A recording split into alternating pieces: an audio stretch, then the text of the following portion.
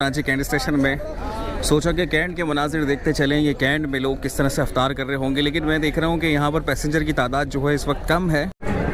तो दोस्तों वहाँ पर मिली बिरयानी और यहाँ से मिला शरबत, और काफ़ी सारे लोग जो हैं शरबत लेने के बाद दस्तरखान पर आ गए हैं। और इसके अंदर मुसाफिर भी हैं, कुली भी हैं, और यहाँ पर काम करने वाला अमला भी मौजूद है। और ये स्टेशन है, प्लेटफॉर्म पर इस वक्त हम लोग मौजूद हैं। और ये किसी से पूछ नहीं रहे हैं कि जी आप कौन हैं, कहाँ से आए, क्या है। सबके लिए ओपन है, जो आए और आके बैठे रोज़ा इफ्तार करें।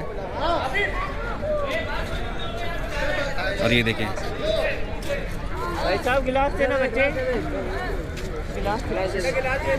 यहाँ पर ये जो छोटू है गिलास बांट रहा है। अभी बिरयानी का थाल दिया है आगे।